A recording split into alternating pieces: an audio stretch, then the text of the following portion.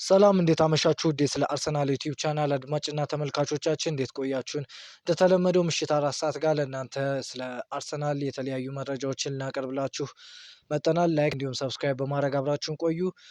ክሪስቶስ ዞሊስ ለሕክምና ምርመራ ወደ ለንደን ነገ እንደሚያቀና ዴቭ ማናኮስ ዘግቧል። ከዚያም ሁሉም ነገር እንደታቀደው ከሄደ ረቡዕ ዕለት ተጫዋቹ የአርሰናል ተጫዋች መሆኑ ይፋ ይሆናል ሲል ዲሚትሪ ማናኮስ ዘግቧል። ክሪስቶስ ዞሊስ አርሰናልን የተቀላቀለ ቢሆንም ክለቡ አሁንም ቁልፍ የሚሆን የግራ መስመር አጥቂና ባለብዙ ተሰጥኦ ቨርሳታይል የሆነ አጥቂ ለማስፈረም በከፍተኛ ትኩረት እየሰራ ይገኛል ሲል ቤን ጄኮብስ ዘግቧል። አርሰናል የሁሊያን አልቫሬዝን ሁኔታ በቅርበት እየተከታተለ ሲሆን ጁኒየር ክሩፒ እንዲሁም ብራድሊ ባርኮላ በክለቡ እጩ ዝርዝር ውስጥ ይገኛሉ የሚል መረጃ ነው ቤን ጄኮብስ በቶክ ስፖርት ዛሬ የዘገበውና ክሪስቶስ ዞሊስ ሮብ ማለትም ከነገ ወዲያ ኮንትራቱን ከፈረመ በኋላ የክለባችን ተጫዋች መሆኑ ይፋ እንደሚሆን ይጠበቃል። በአርሰናል በኩል ብራድሊ ባርኮላን ለማስፈረም ስለሚደረግ እንቅስቃሴ ምንም አይነት መረጃ የለንም። ፒኤስጂ ተጫዋቹን ለመሸጥ ከወሰነም ኤሌት አንደርሰን ወደ ማንቸስተር ሲቲ ሲዘዋወር ከተከፈለው ዋጋ ከፍ ያለ ነው ሲል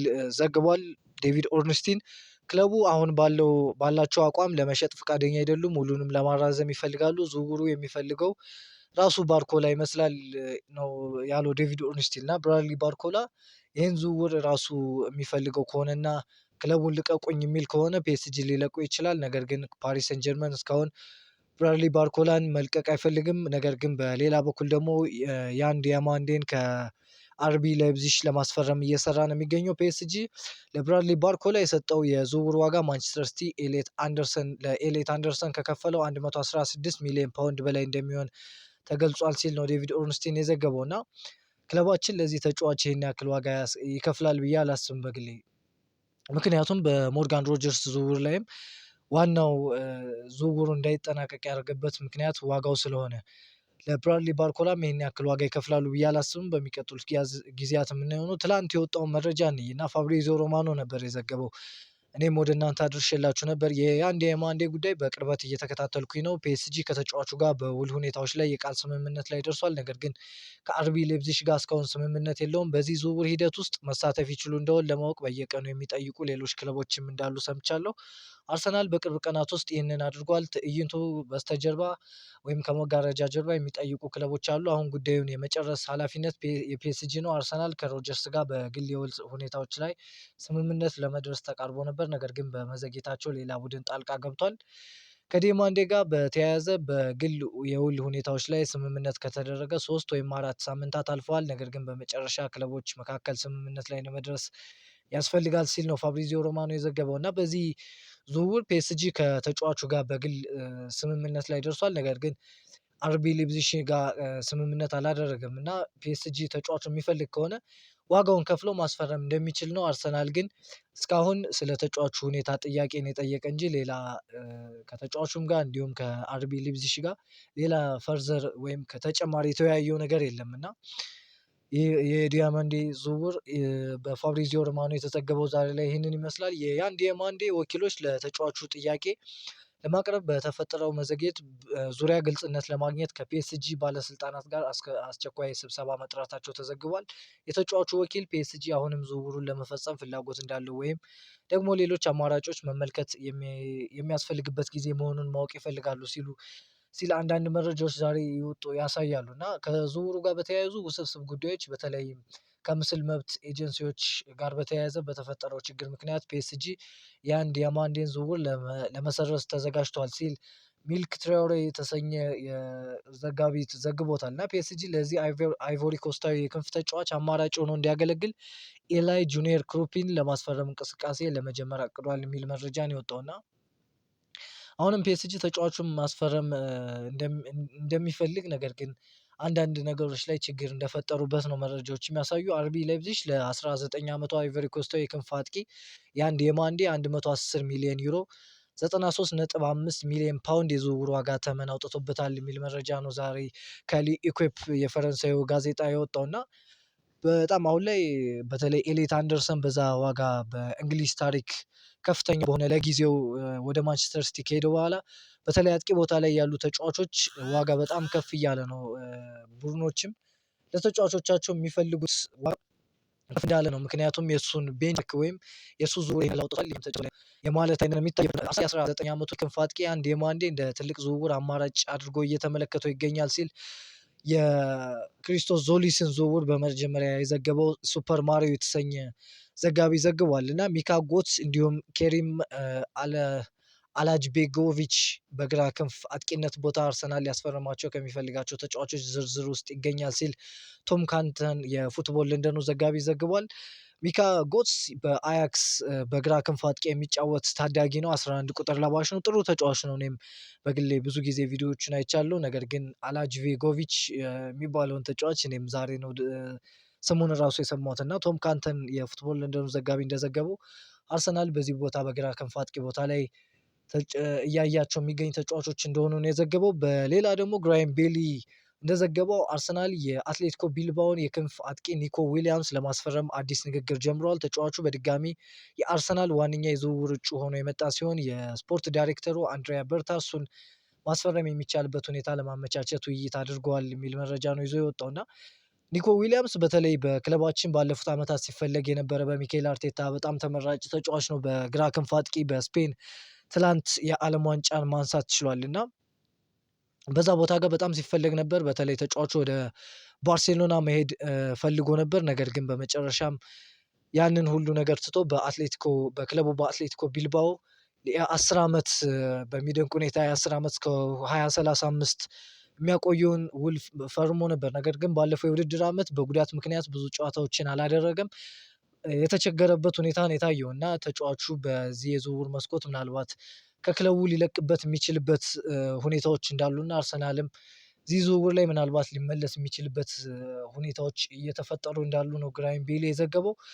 ሃንድ ኦፍ አርሰናል ዛሬ ላይ ሰፋ ያለ መረጃ አውጥቷል። ጋብሪኤል ማርቲኔሊ ለሽያጭ ቀርበዋል ሲል ነው የዘገበው ሃንድ ኦፍ አርሰናል። ሃንድ ኦፍ አርሰናል በክለባችን ታማኝ ከሚባሉ እንደነ ዴቪድ ኦርኒስቲን ያሉ ዘጋቢዎች ላይ መመደብ የሚችል በቅርብ ጊዜ ውስጥ ባለፉት 2 ዓመታት ታማኝ የሚባሉ መረጃዎችን በማውጣት የሚታወቀው ሃንድ ኦፍ አርሰናል ጋብሪኤል ማርቲኔሊ በዚህ የዝውውር መስኮት ለሽያጭ እንደቀረበ ነው የዘገበው። በተለይ ጋብሪኤል ማርቲኔሊ ከ50 እስከ 60 ሚሊዮን ፓውንድ ወይም ከዛ በላይ ይፈልጋል አርሰናል ለተጫዋቹ እና ተመጣጣኝ የዝውውር ዋጋ የሚቀርብለት ከሆነ አርሰናል ተጫዋቹን ለመሸጥ እያሰበበት እንደሚገኝ ነው የተዘገበው። ሚኬል አርቴታ ትልቁ ህልሙ ጁሊያን አልቫሬዝን ማስፈረም ሲሆን አትሌቲኮ ማድሪድ ተጫዋቹን የመሸጥ ፍላጎት ባያሳይም ትንሽ እንኳን እድል ከተፈጠረ አርሰናል ዝውውሩን ለማሳካት ሙከራ እንደሚያደርጉ አይቀሬ ነው ሲል አትሌቲክ ዘጋቢ የሆነው ዴቪድ ኦርንስቲን ዘግቧል እና ትላንት አገሩ አርጀንቲና ጋር የዓለም ዋንጫ ፍጻሜ 1-0 በስፔን ተሸንፎ ከተባረረ በኋላ በተለይ በአትሌቲኮ ማድሪድ ጥሩ ጊዜ ላይ አይገኝም እና ከዓለም ዋንጫው ፍጻሜ በፊት አርብ ይመስለኛል ካልተሳሳትኩ የአትሌቲኮ ማድሪዱ ዋና ኃላፊ ወጡ ጁሊያን አልቫሬዝ አይሸጥም በማለቱ ሁሊያን አልቫሬዝ እንደተከፋና በዚህ ሁኔታ እሱን ለማስቀረት እያስገደዱት እንዳለ እንደተሰማውና በዛም ውሳኔ እንደተከፋ የሚገልጹ መረጃዎች እየወጡ ነበር ባለፉት ቀናት እና ሁሊያን አልቫሬዝ አሁን ላይ ከዓለም ዋንጫው መጠናቀቅ በኋላ ውሳኔውን ይወስናል ተብሎ ይጠበቃል።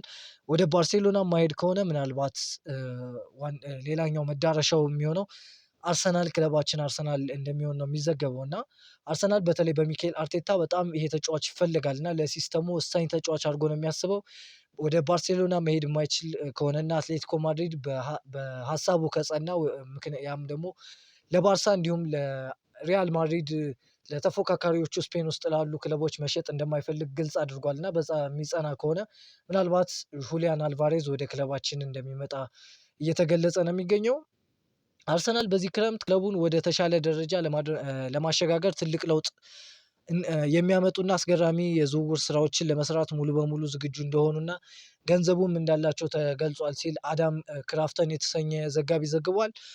እንዲሁም አርሰናል ለብሩኖ ጊማሬሽ ለመክፈል ፈቃደኛ የሆነው ዋጋ ወስኗል። ስምምነቱ በዚህ ዋጋ ለማጠናቀቅ ይሞክራል።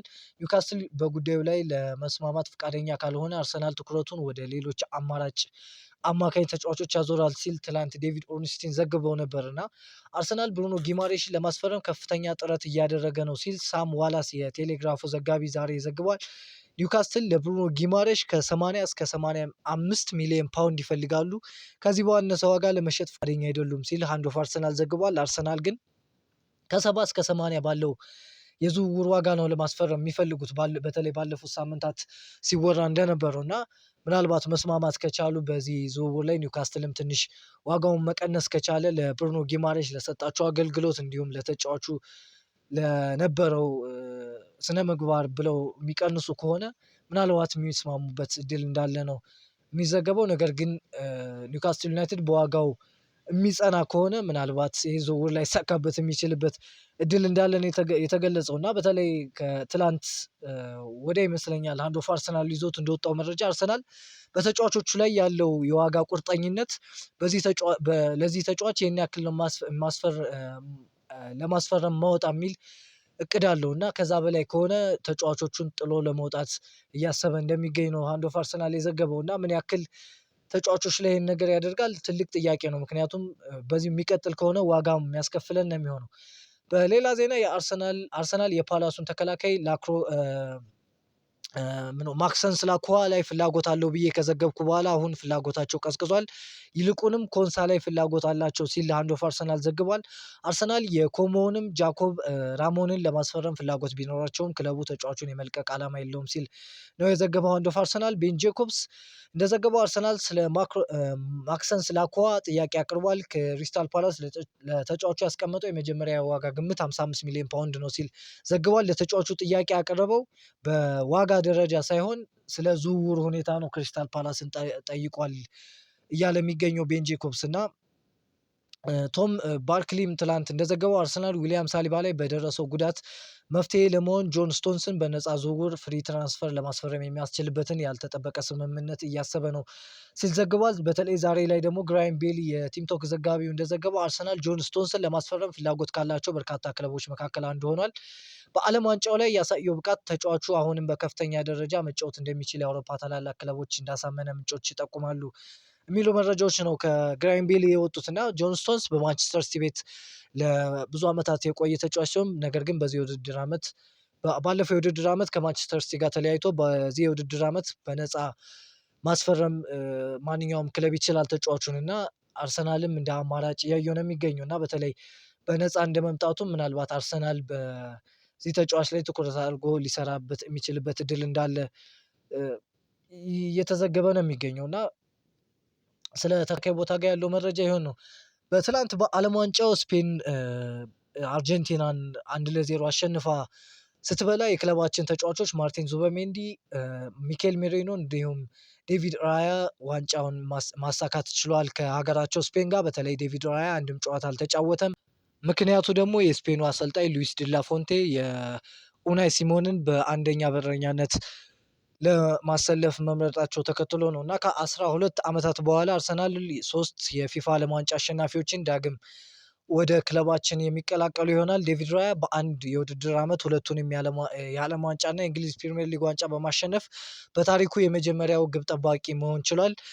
በሌላ መረጃ አርሰናል የ2026 የዓለም ዋንጫ ተጫዋቾች በመልቀቁ ከፊፋ ክለብ ቤኔፊት ፕሮግራም በአጠቃላይ ወደ 2.5 ሚሊዮን ፓውንድ ወይም 2.7 ሚሊዮን ዶላር ክፍያ ያገኛል ተብሎ ይጠበቃል እና በዚህ የዓለም ዋንጫ ላይ በተለይ ሚካኤል ሜሪኖን እየተቀየረ ለስፔን ከመጫወቱ በተረፈ ትላንትና ማርቲን ዙበሜንዲ በዓለም ዋንጫው ላይ ለስፔን አንድም ጨዋታ መጫወት አልቻለም ነበር።